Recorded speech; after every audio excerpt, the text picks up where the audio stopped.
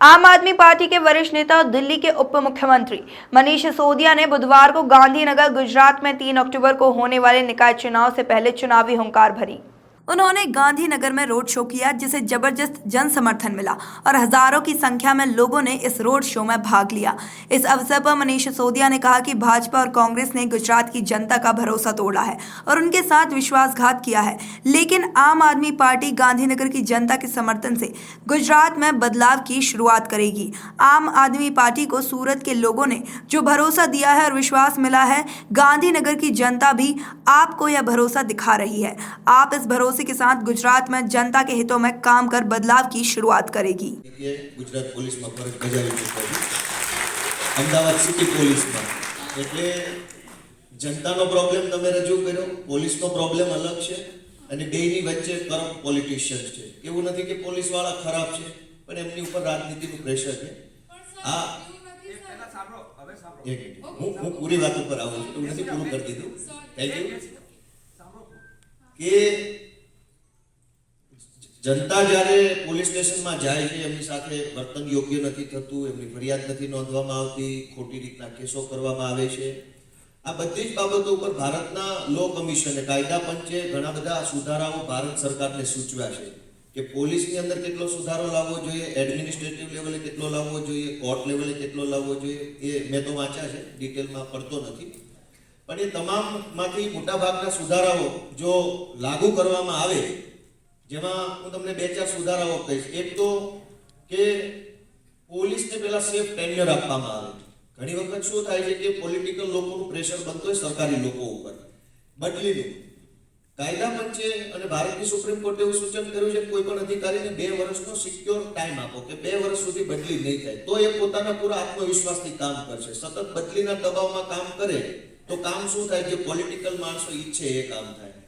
આમ આદમી પાર્ટી સરકારમાં આવશે તો આ તમામ પગલાને લાગુ કરશે કે એક વખત બદલી થાય અને 2 વર્ષ સુધી બદલી નહીં કરવાની, જેથી કરીને પોતાની ફ્રીડમ સાથે કામ કરી શકે। ઘણી બધી એવી બાબતો છે જે લાંબી ડિસ્કશનનો વિષય છે, પણ દિલ્હીમાં જ્યારે લો એન્ડ ઓર્ડર આમ આદમી પાર્ટીની સરકાર પાસે 2013માં જે ગઠબંધન સરકાર આવી ત્યારે હતું, એ સમયે માનનીય અરવિંદ કેજરીવાલજીએ અને આમ આદમી પાર્ટીની સરકારે ખૂબ સારા પગલા ભરેલા, જેની અંદર કરપ્શનને બિલકુલ નાબૂદ કરવા માટે એન્ટી કરપ્શન બ્યુરોને એકદમ ફ્રી હેન્ડ આપેલા કે ક્યાંય પણ કરપ્શન આવે, અત્યારે એન્ટી કરપ્શન બ્યુરો પણ સરકારના કંટ્રોલમાં છે, મતલબ ખોટી રીતનું કંટ્રોલ કરેલું। તો ઘણી એવી બાબત છે કે જેનો સુધારો સરકાર લેવલથી થઈ શકે તેમ છે। સારા સારા ઓફિસરો છે એને સાઇડલાઇન પોસ્ટિંગ આપવામાં આવ્યા છે। જે લોકો સરકારના અને સ્થાનિક નેતાઓના આજુબાજુ ફરવાવાળા તરીકે નોકરી કરે છે એને ક્રીમ પોસ્ટિંગ આપવામાં આવે। તો આ માઇન્ડસેટને આમ આદમી પાર્ટી ચેન્જ કરવા માંગે છે, કેમ કે પાર્ટીના નેતાઓ કોઈ કરપ્શનને કરવા માંગતા નથી, કરવા દેવાય માંગતા નથી। એટલે આ તમામ પ્રશ્નોનું નિરાકરણ ગાંધીનગર વિધાનસભાની સરકારથી આવશે, પણ એનો પાયો આ પાટનગર કોર્પોરેશનની સરકારથી નખાઈ જશે વિધાનસભા। Thank you. सूरत की जनता बहुत बदलाव चाह रही थी, लेकिन थोड़ा सा मार्जिन से कुछ सीटों पे हम पीछे रहे, लेकिन उसके बावजूद पहले ही चुनाव में इतना बड़ा जन समर्थन मिलना और 27 सीटें मिलना आम आदमी पार्टी के लिए बहुत बड़ी उपलब्धि था। उससे भी बड़ी उपलब्धि है आम आदमी पार्टी के लिए कि जो सूरत के 27 नए काउंसलर आज ज़मीन पर काम कर रहे हैं। लोगों को पहली बार पता चला है कि काउंसलर का काम क्या है, काउंसलर होता क्या है। एक ईमानदार, एक काम करने वाला काउंसलर मिल जाए तो काम कैसे होते हैं। तो आज गांधीनगर का चुनाव भी भारतीय जनता पार्टी के फेलियर, उसके टूटते हुए आत्मविश्वास और आम आदमी पार्टी के बढ़ते जनाधार और आम आदमी पार्टी के सूरत के कार्यकर्ताओं का, सूरत के काउंसलर्स का काम और दिल्ली के लोगों का काम, इसके बीच हो रहा है।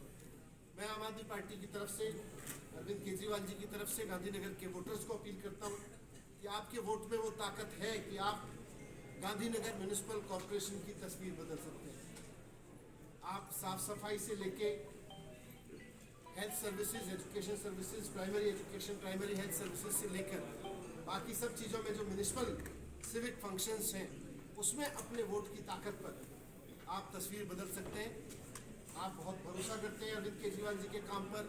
आपने सूरत में आम आदमी पार्टी के कार्यकर्ताओं का, चुने हुए काउंसलर्स का काम देखा है, उस काम पर वोट कीजिए। इस बार गांधीनगर में आम आदमी पार्टी की व्यवस्था बनेगी। गांधीनगर म्यूनिसिपल कॉर्पोरेशन में, तो उसके बाद हमारा पूरा विश्वास है कि आप कांग्रेस और भारतीय जनता पार्टी दोनों को भूल जाएंगे। बहुत बहुत धन्यवाद आपकी तरफ से। अपने सभी सेवाएं मुफ्त देने की आदत डाल रखी है। हमारा प्रश्न यह है कि ये सब के लिए आप बजट कहां से जुटा पाते हैं? पैसे तो आ नहीं रहे, आप किसी को इलेक्ट्रिक का बिल नहीं ले, पानी का बिल ले, तो फिर पैसे आते कहां से, ये बताइए। जनता तो पैसे दे रही है, अब उसमें दो ही तरीके हैं कि उसको ईमानदारी से इकट्ठा कर लीजिए या उसको चोरी से इकट्ठा कर लीजिए। हमने उसको ईमानदारी से इकट्ठा करना शुरू किया, और जब इकट्ठा हो गया तो उसको ईमानदारी से खर्च कर लीजिए या बेईमानी से खर्च कर लीजिए। हमने उसको ईमानदारी से खर्च करना शुरू किया। ये जितनी चीजें दिल्ली में मुफ्त मिल रही है ना, वो एक्चुअली मुफ्त है नहीं। जनता अपनी खून पसीने की कमाई से टैक्स देती है उसके लिए।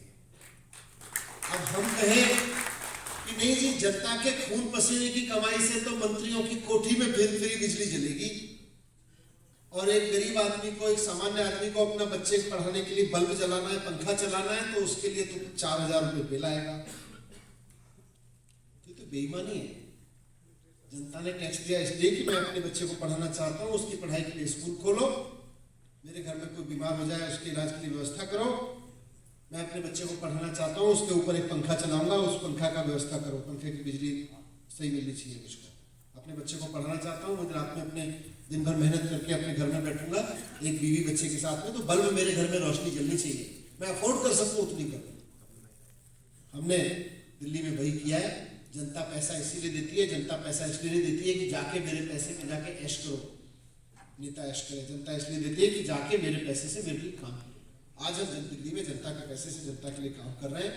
और आखिर में मैं गांधीनगर के लोगों को एक बात कहना चाहूंगा कि 3 अक्टूबर को अपनी वोट का इस्तेमाल करिए। एक बार झाड़ू पे वोट दबाइएगा ना, आप बीजेपी और कांग्रेस को भूल जाएंगे।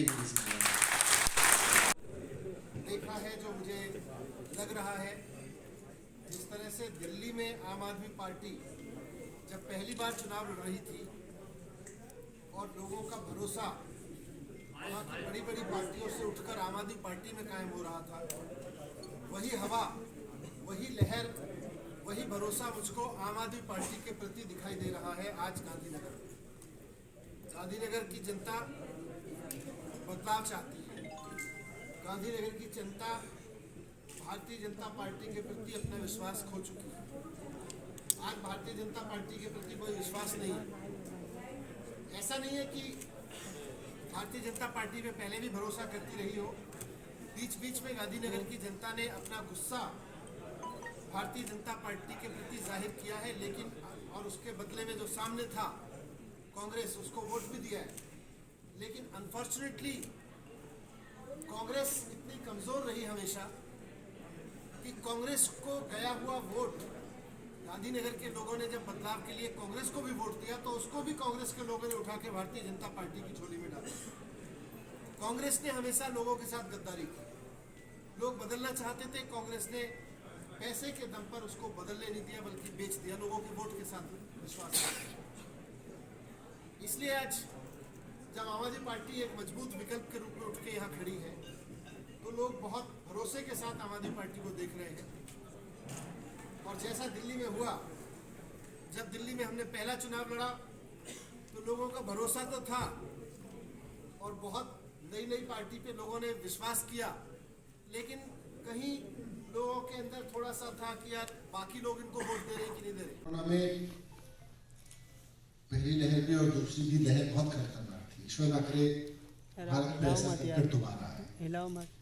लेकिन दिल्ली सरकार ने एक जो ईमानदारी से काम किया, वो ये किया कि मतलब जो बीमार हुआ उसकी मदद तो जैसे जैसे हुई। देश में पहली बार होम मेडिकल कोरोना में दिल्ली में इंट्रोड्यूस हुआ कि अगर आपको कोरोना हुआ है तो आपके घर रोज सरकार के डॉक्टर्स फोन करेंगे, आपकी दवाई बताएंगे, पूछेंगे। अगर हॉस्पिटल में भर्ती होने की जरूरत नहीं है तो हॉस्पिटल आपको आने की जरूरत नहीं है, हम घर पे बैठे आपका इलाज करवाएंगे। सरकार की ओर से रोज कॉल जाते थे एक एक करके। लोग कई बार तो मजाक में कहते हैं यार परेशान कर दिया आपके डॉक्टर्स ने फोन कर करके। पर सरकार ने एक काम ईमानदारी से वहां किया कि अगर किसी भी व्यक्ति की मृत्यु हुई कोरोना की वजह से तो उसको स्वीकार किया, उसको छिपाया नहीं। बीजेपी की सरकारों ने जहां जहां भारतीय जनता पार्टी की सरकार है हर जगह इन्होंने छिपाया। उसका नुकसान ये हुआ कि आज जैसे दिल्ली में हमें बताया था कितने लोगों की डेथ हुई, हमने एक एक डेथ को क्लियर रखा। आज आप शमशान घाट का डेटा निकाल लीजिए, आप म्युनिसिपल का डेथ सर्टिफिकेट का डेटा निकाल लीजिए, आप कोरोना में हॉस्पिटल से डेथ का डेटा निकाल लीजिए, आपको सब मैच कर जाएगा। आज भारतीय जनता पार्टी किसी राज्य में मैच कर ही नहीं रहा, गांधीनगर में भी मैच नहीं कर रहा। गांधीनगर में डेथ का डेटा कहता है 1 लाख कितने लोगों की मौत हुई, पूरे स्टेट 1.25 लाख पूरा उसका, और दिखाया 4,500 है। तो मान लीजिए सरकार कल को कोई स्कीम में लेके आएगी तो 4,500 लोगों को देगी जिन्होंने अपना व्यक्ति खोया, उसको तो ये रिकॉग्नाइज ही नहीं कर रहे हैं कि भाई आपके परिवार की किसी की डेथ कोरोना की वजह से हुई। सबसे पहले तो उस आदमी के साथ सरकार ईमानदारी से तो खड़ी हो। क्या एक आदमी जिसके घर में कोरोना की वजह से कोई परेशान रहा, फिर अल्टीमेटली डेथ हो गई, वो अपनी सरकार से ईमानदार होने की अपेक्षा नहीं कर सकता? क्या वो ये नहीं सोच सकता कि यार मेरी सरकार कम से कम मेरे घर में डेथ हुई है, माने तो सही कि मेरे घर में डेथ हुई है कोरोना की वजह से, इतना तो अपनी सरकार से अपेक्षा रखता है। भारतीय जनता पार्टी वहां भी गिर गई, बीजेपी ने वहां भी कोई नीचे गिरने में कोई कसर नहीं छोड़ी है। दिल्ली सरकार ने किया, आम आदमी पार्टी ने किया, उसके बाद हमने तो हर परिवार के लिए जिनके घर डेथ हुई 50-50 हज़ार रुपये, साथ में हर बच्चे जिनके परिवार के लोगों की डेथ हो गई, जो अनाथ हो गए कोरोना की वजह से, उनके बच्चों की पढ़ाई का जिम्मा सरकार उठा रही है। ये सारी वह चीज़ें स्कीम लगा की। देखिए इसका बेनिफिट होगा नहीं होगा, लेकिन इसका नुकसान लोगों को होगा। जिनके घर में मौत हुई उसके घर में तो नुकसान हुआ ना। जिसके घर में डेथ हुई आज वो कोई क्लेम नहीं कर सकता, वो कोई दावा नहीं कर सकता। उसके घर में मौत हुई और सामने एक निष्ठुर सरकार बेशर्मी से कह रही है हमें नहीं पता आपके घर में कोविड की वजह से डेथ हुई थी, हम नहीं मानते। एक बेशर्म और नाकारा सरकार लोगों को दुखी तो करती है। अब उसका फायदा उठाने की बात नहीं है। बात यह है कि सरकार को अपनी जिम्मेदारी लेनी चाहिए। उसका कोर्स अभी भी करेक्ट किया जा सकता है, अभी भी कुछ नहीं बिगड़ा है। आप स्वीकार करें कि उनके घर में डेथ हुई थी। आज सुप्रीम कोर्ट भी कह रहा है, कई राज्यों ने, दिल्ली ने अपनी तरफ से, केंद्र सरकार ने भी एक स्कीम अनाउंस की है। अब उसका फायदा किसको मिलेगा? अगर सरकार मानने को ही तैयार नहीं है कि आपके घर में डेथ हुई थी, तो उसका वो बेचारा लाभ कैसे लेगा? Bureau report KNN news.